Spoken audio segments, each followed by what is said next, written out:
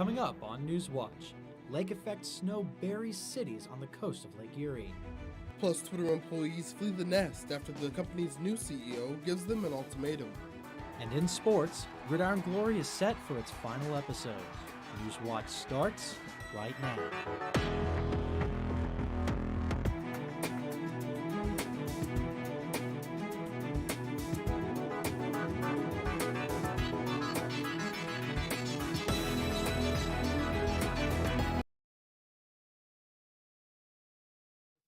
And I'm Andre Norrells. Welcome to Newswatch, your source for news impacting southeastern Ohio.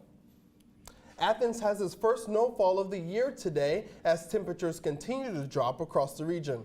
Now, colder temperatures are taking place, and as you can see, a lot of flurries out there, but the snowfall can only mean one thing today, and that is that winter is coming. The snow today in Athens and across the region is all part of a system that is set to break records in New York. But in Athens, snowfall is accumulating less than an inch, dusting the tops of cars, but not sidewalks. But right now, Newswatch forecaster Marissa Cerati joins us with a look at the weekend's weather, along with what's happening up north.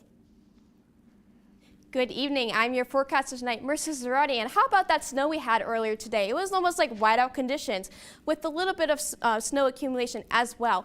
Right now, it is about 28 degrees outside, so much chillier than what we would have wanted to be.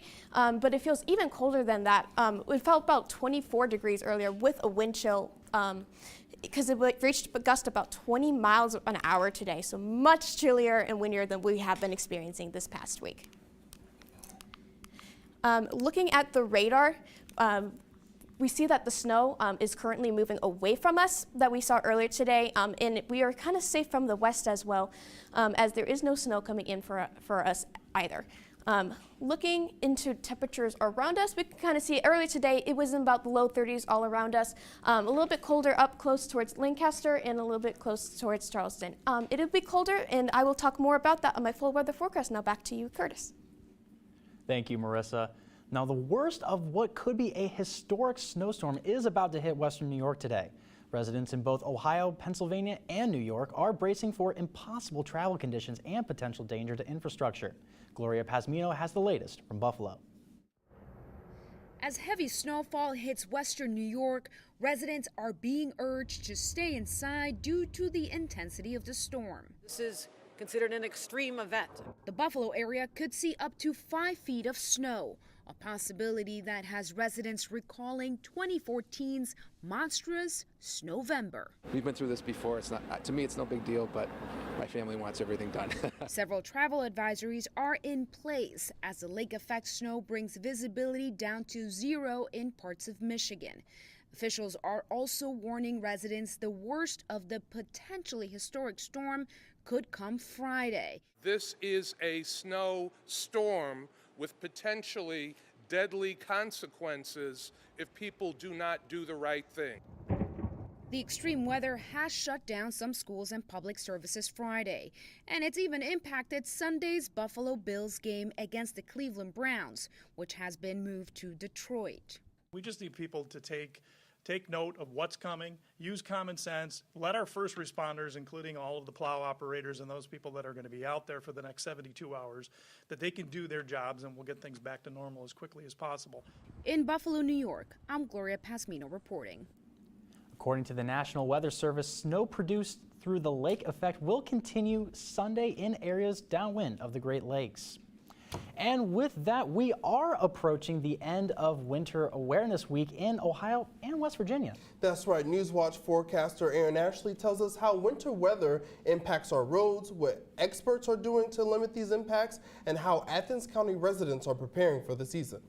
The beautiful snow-covered ground can quickly turn dangerous for those traveling on the roads and sidewalks. Wet leaves and slick bricks are a recipe for disaster, increasing the risk of slipping and sliding out on the roads. Another hidden hazard is black ice that is near impossible to see out on the roads. The National Weather Service advises that if you must drive out on the icy roads, give yourself extra travel time and extra space between the cars in front of you. Of course, the best way to stay safe is to stay off the roads altogether until plows clear them. ODOT Public Information Officer Morgan Overby says ODOT refers to weather authorities when planning for severe winter weather. you hear from the meteorologists that a significant storm is going to come and we're going to have significant accumulation. So monitoring a storm and making a plan of action depending on how severe the storm will be in the days leading up to the anticipated weather is first and foremost. And while ODOT does everything that they can to get snow and ice off of the roads, the Athens community is still preparing for what winter might bring. Ryan Fote, a meteorology professor at Ohio University and Athens resident, says that he and his family have to adjust their schedules around the slick outdoor conditions. I have 2 daughters that are school age, and often even if it's an inch of snow, the schools will close, and typically that means that my wife and myself will be home with the kids on those days to just get them food and make sure they're okay. Fote says that the treatment of the roads in Athens County is significantly better than in other places he has lived. And they're used to driving up in the mountains and going skiing, and here I am with my Honda Civic trying to get through on heavily sloped terrain with just sand on the road. I was surprised that it wasn't as well treated compared to here in Ohio. Reporting for Newswatch, I'm Erin Ashley. For up-to-date information about road statuses during severe winter weather, refer to statements released by your local sheriff's office. A Columbus police officer is in critical condition after being involved in a deadly shooting in Ross County. Columbus, at around 5 p.m. last night, Sergeant Eric Cochran was shot while engaging with the suspect outside of the sheriff's office. The person who shot the officer was identified through fingerprints as 42-year-old Nicholas Mitchell. He was transported to the Chillicothe Area Hospital later, where he died from his injuries. In a statement, Ohio Attorney General Dave Yost said every officer puts on the uniform in the morning knowing that today could be the day they face a deadly attack, and that they go to work anyway. And Sergeant Cochran demonstrated that daily dose of courage. Cochran is currently being treated at the Grant Medical Center in Columbus. Ohio health officials are battling a measles outbreak as more and more children fall sick to the disease. A spokesperson for the Columbus Public Health Department said that 19 kids have been confirmed to have the viral disease as of today. Officials say more cases are suspected at 10 daycare centers and 2 schools. Yesterday, the Center for Disease Control and Prevention said that it is aware of the outbreak and was, quote, deploying a small team to Ohio to assist on the ground with the investigation. Measles is a highly contagious virus that can spread through the air when an infected person coughs or sneezes. When we come back, Biden addresses inflation as he talks to business leaders at the White House. And Elon Musk gives a hardcore ultimatum to Twitter employees. These stories and more when we return. The Gridiron Glory season finale is upon us. This Friday, a full hour of the very best that Southeast Ohio has to offer. We'll name the top 50 players from our coverage to our all-GG team. Plus, the regional finals kick off with battles for Ironton and Bloom Carroll. And of course, we'll announce our pick for Coach of the Year and this year's GG Player of the Year. You won't want to miss a beat, so tune in at 11:30 p.m. for the hour-long extravaganza. And remember, there's nothing better than Friday nights and Gridiron Glory.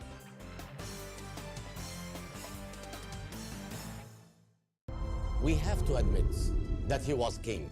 The question is, when did he get this title? Nefertiti, she could be his enemy. The whole Amarna period, attracting people because it is the period of Akhenaten. He must have been extremely courageous to do this. Tutankhamun had many people advising him, but we do know 2 names, I and Horemheb. Little boy of 9 years old can lead.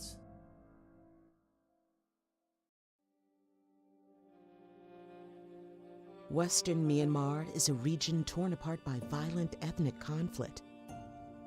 2 women, one Muslim and one Buddhist, come together to help their communities.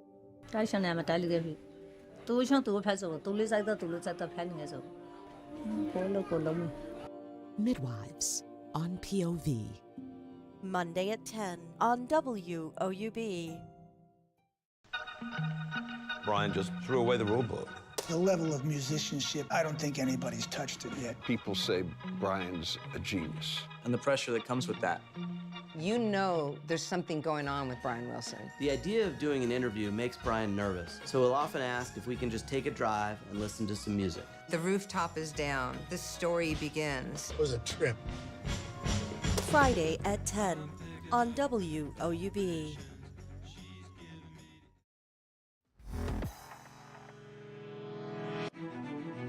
Ohio is seeing an uptick in unemployment and less people in the labor force despite the state getting jobs last month. Ohio added 15,700 jobs, making for more than 5.5 million jobs statewide. The employment rate was up to 4.2% in October compared to 4% in September. The Biden administration has added jobs every single month of his presidency on a national scale. This comes out to more than 10 million jobs. 700,000 of those jobs were manufacturing ones. President Joe Biden meets with executives and labor leaders today to talk about combating inflation and steadying the economy. Treasury Secretary Janet Yellen joined Biden for a meeting with top executives, including those from Ford, Kaiser Permanente, and Carrier.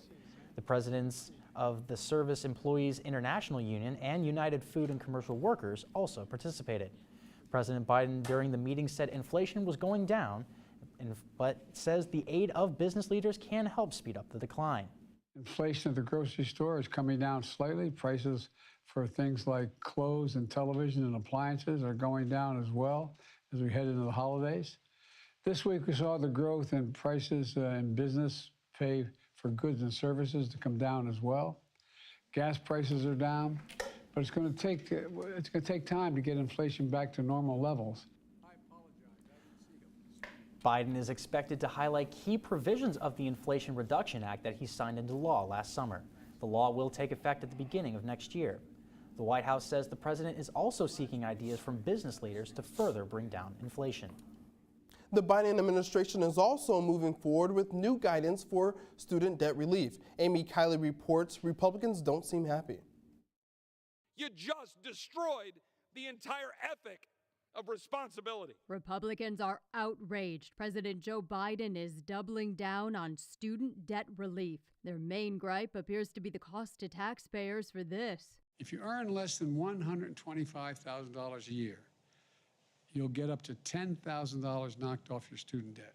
The Justice Department said in this filing yesterday it would ask the U.S. Supreme Court to reinstate that forgiveness plan. An appeals court and lower court have both blocked it for now. Not surprisingly, President Biden's attempt to circumvent Congress and implement student loan socialism on his own has created some legal trouble. The administration also is making it easier for people to discharge student debt in bankruptcy. The Justice Department released new guidance yesterday. It helps borrowers argue their payments meet the standard of undue hardship. Meanwhile, federal student loan payments are optional for now as part of Biden's pandemic relief. They're planning to extend student loan socialism anyway by extending the endless moratorium on payments. The White House says loan payments will become mandatory again in January. Stop writing blank checks. I'm Amy Kiley reporting. The offices at Twitter are looking pretty empty, with staffers leaving the company in droves. Many users now are fearing the worst for the social media platform, and Israel Rosales has the latest. Twitter employees have flown the coop, quitting the company in what one former executive described as a mass exodus. It's a rejection to Elon Musk's ultimatum to work extremely hardcore or leave. Some of them feel cursed that they weren't laid off with the initial layoff a couple weeks ago when Elon executed mass cuts at the company. He's never done a major strategic change like this. And so it's always been companies that he's built the culture of and shifting, but he's shifting now the culture of a company he didn't start. Hashtag RIP Twitter became the top trending topic worldwide Thursday night. But Musk says he sees it as life-giving, tweeting record numbers of users are logging in to see if Twitter is dead, ironically making it more alive than ever. We have to remember that Musk comes from a culture of SpaceX where he built in the culture there that it is acceptable for a $100 million rocket to explode and you can move on and build another one the next day. If you come from that kind of environment, messing up a check mark on Twitter is honestly not as big a deal, I think, from their eyes. Now, as the company's future and workforce hangs in the balance, all Twitter offices are temporarily closed, and employee badge access has been suspended until Monday. I'm Isabel Rosales reporting. Twitter has also experienced problems with identity fraud due to Musk's new Twitter Blue initiative, where users can become verified by paying $8 a month. The Federal Drug Administration approves a new treatment for diabetes. That story still ahead. The snow is currently leaving us for tonight, but will that stay away? Find out my full weather forecast. But don't forget to follow us on YouTube, Twitter, and Instagram. We have to admit that he was king. The question is, when did he get this title? Nefertiti, she could be his enemy. The whole Amarna period attracting people because it is the period of Akhenaten. He must have been extremely courageous to do this. Tutankhamun had many people advising him, but we all do know two names, I and Horemheb. Little boy of 9 years old can lead. The Gridiron Glory season finale is upon us. This Friday, a full hour of the very best that Southeast Ohio has to offer. We'll name the top 50 players from our coverage to our all-GG team. Plus, the regional finals kick off with battles for Ironton and Bloom Carroll. And of course, we'll announce our pick for Coach of the Year and this year's GG Player of the Year. You won't want to miss a beat, so tune in at 11:30 p.m. for the hour-long extravaganza. And remember, there's nothing better than Friday nights and Gridiron Glory.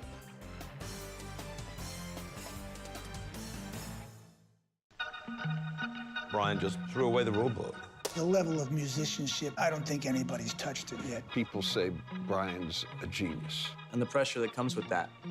You know there's something going on with Brian Wilson. The idea of doing an interview makes Brian nervous, so he'll often ask if we can just take a drive and listen to some music. The rooftop is down. The story begins. It was a trip.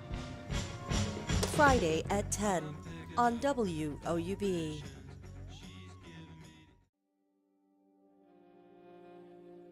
Western Myanmar is a region torn apart by violent ethnic conflict. Two women, one Muslim and one Buddhist, come together to help their communities.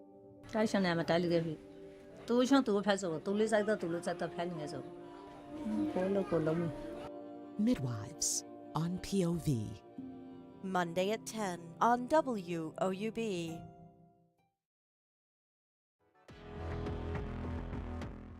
Welcome back to Newswatch, and what a chilly day it has been today, reaching a high of only about 35 degrees, and we will see an overnight low of 18 degrees later tonight, and that is super cold, so make sure if you haven't already, get those jackets out and gloves and everything else to keep you warm this upcoming week.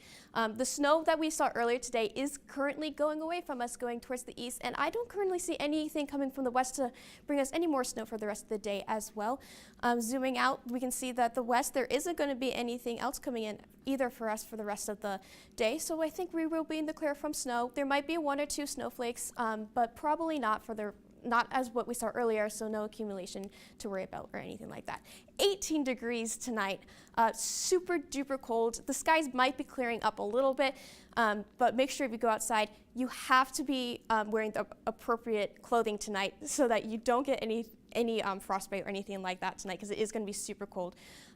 Again, clouds are going to be kind of clearing up. We do see a cold front that's going to be coming in, and behind that cold front is going to be a high pressure system coming in as well. And because of that, their cold temperatures are going to kind of stick around for the next couple of days, but it is going to start clearing up a little bit. Tomorrow's temperatures are going to be about the same as they were today.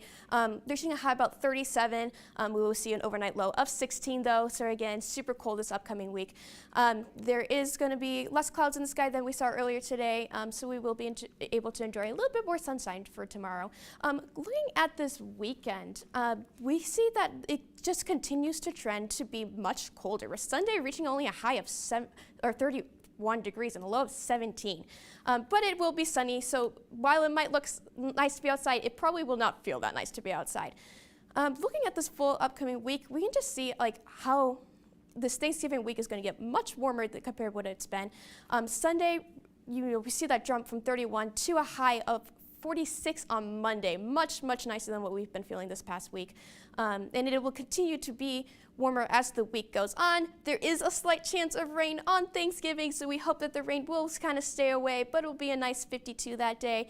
So you will most likely be able to enjoy your Thanksgiving day as well. But as we can see, that the week will just kind of continue to be looking much nicer than what it has been in the past. So we can probably put away those heavy jackets for the rest of the week.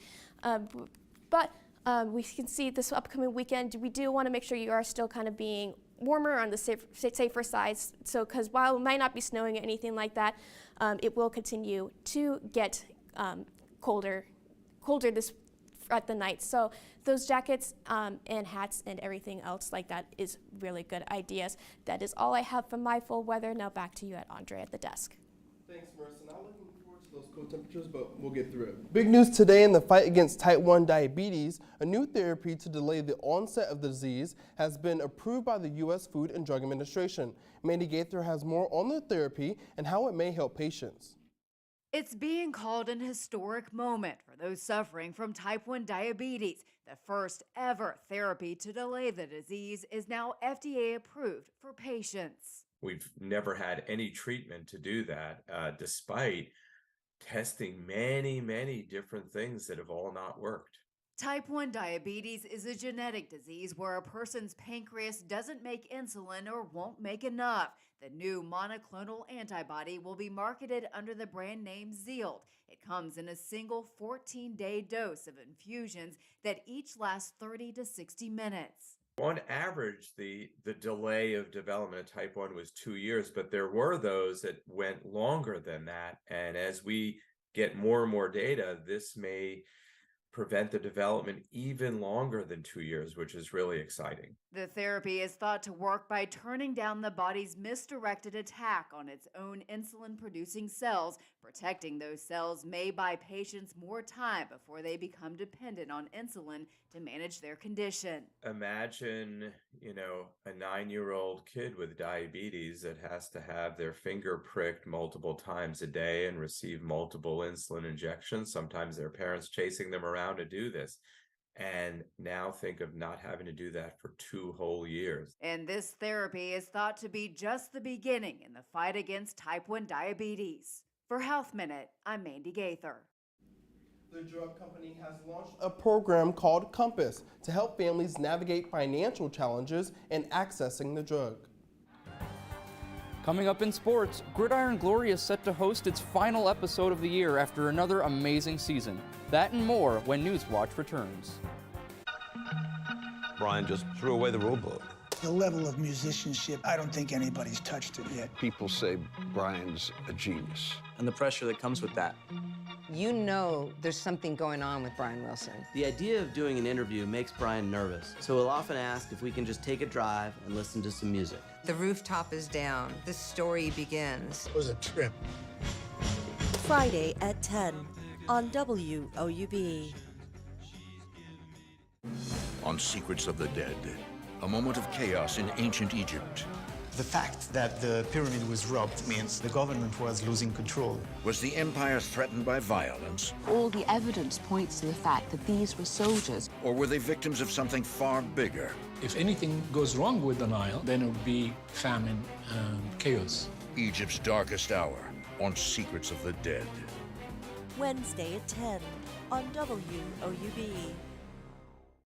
We have to admit that he was king. The question is, when did he get this title? Nefertiti, she could be his enemy. The whole Amarna period, attracting people because it is the period of Akhenaten. He must have been extremely courageous to do this. Tutankhamun had many people advising him, but we all do know 2 names, I and Horemheb. Little boy of 9 years old can lead. Entering my own way, through my own day. Meet American Masters singer, songwriter, actor, and activist Buffy St. Marie, who has inspired us for decades. Her songs encapsulate all of time, speaking now and sending it into the future. Enjoy seeing Buffy St. Marie carry it on. What else? Only on American Masters. Tuesday at 9 on WOUB.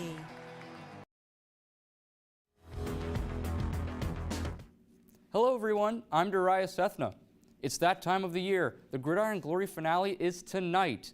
It has no doubt been a terrific year of high school football in Southeast Ohio. Today's final episode highlights the top players who stood out for their teams. You can catch the Gridiron Glory finale tonight at 11:30 right here on WOUB. Ohio volleyball continues to rack up awards on an impressive season. Parker Kwiatkowski and Tria McLean earned MAC East Setters of the Week. This is the 3rd time the two have been selected for the award. The duo had another impressive night Wednesday, helping Ohio sweep Kent State. The Setters combined for 42 assists, averaging 14%. The two look to translate their talents come the MAC tournament, when the Bobcats take on the Buffalo Bulls. The Ohio women's basketball team suffered a tough defeat to the hands of the Ohio State Buckeyes last night. The Bobcats fell to the visiting Buckeyes by a final score of 86-56. Yaya Felder led the way for Ohio with 21 points and 4 assists. Despite Felder's strong night, the Bobcats struggled against Ohio State's intense defense. And they conceded 41 points. Ohio conceded 41 points off of their turnovers, and Ohio State has forced 98 turnovers in their last 3 games. The Bobcats take on IUPUI on the road on Sunday. Tip-off is scheduled for 2 p.m. With questions looming over the availability of star quarterback Curtis Rourke, the Ohio Bobcats football team will have to find a way to grind out a victory over the Bowling Green Falcons. Some questions were answered in the second half of the Bobcats matchup against the Ball State Cardinals this past Tuesday. Backup quarterback C.J. Harris stepped up in a big way in the second half, particularly with his ability to run the ball. And head coach Tim Albin says Harris has the skill set to get it done this upcoming Tuesday.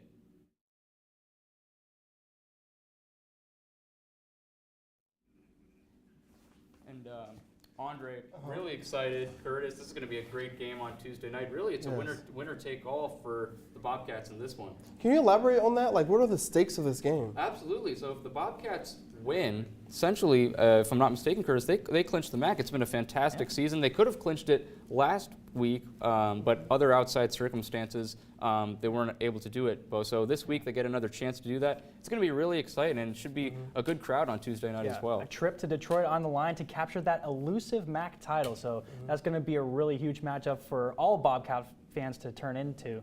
But for right now, let's go over to Marissa with a final look at our weather. Skies are clearing up tonight, but that overnight low will continue to be pretty cold. And temperatures will continue to be cold as tomorrow goes on, with a high of only being about 37 and a low of 16.